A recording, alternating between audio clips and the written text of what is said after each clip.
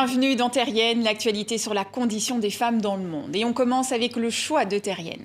Décider d'avoir recours à la contraception, pouvoir dire non à des relations sexuelles sans craindre de violence, faire ses choix en matière de santé, c'est ce que l'on appelle l'autonomie corporelle. Et c'est la première fois qu'un rapport de l'ONU s'y intéresse et le constat est tout simplement alarmant. Près d'une femme sur deux, dans une cinquantaine de pays, est privée du droit à disposer de son corps. On parle donc de centaines de millions de femmes et de filles dont la vie est gouvernée par les autres.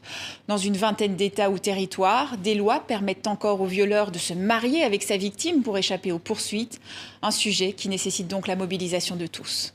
Mais nous avons toutes et tous, et c'est un travail collectif que nous devons mener entre les hommes, les femmes, toutes les sexualités et toutes les sensibilités, de façon à permettre ce libre choix, qui est aujourd'hui un garant de nos valeurs d'égalité et de liberté.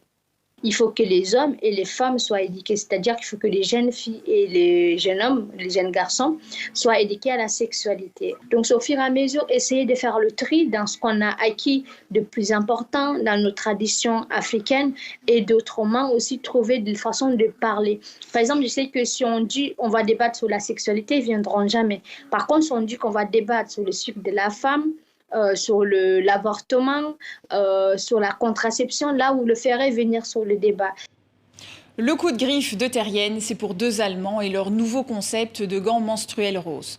Du plastique censé permettre aux femmes d'emballer les protections périodiques usagées avant de les jeter. Le concept a suscité une vague de critiques sur les réseaux sociaux sous le hashtag Pinkygate. De nombreuses femmes ont dénoncé un produit inutile, sexiste, polluant, culpabilisant et stigmatisant, car ces gants laissent sous-entendre que les menstruations doivent être cachées. Un entrepreneur était prêt à investir 30 000 € dans ce projet, mais face au tollé, les créateurs ont tout simplement décidé de fermer leur start-up. On en vient au coup de cœur de Terrienne. Dans l'imaginaire collectif, une espionne est une intrigante qui n'hésite pas à coucher pour obtenir des informations. Dans la réalité, les professionnels du renseignement sont peu nombreuses, mais elles continuent de jouer un rôle majeur dans les services secrets du monde entier. Une journaliste, Chloé Eberhardt, a retracé la vie d'authentiques agentes dans un roman graphique intitulé « Les espionnes racontent ».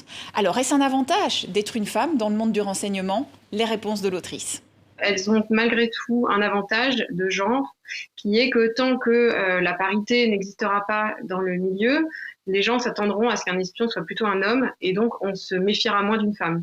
Donc je pense que comme la principale qualité de l'espion, c'est quand même de passer inaperçu, les femmes ont cet avantage qu'on les soupçonne moins. Et je pense que ça va durer encore des années puisqu'elles sont encore moins représentées, notamment sur le terrain. Tous ces sujets et dossiers sont à retrouver bien sûr sur le site de Terrienne. À très bientôt sur TV5 Monde.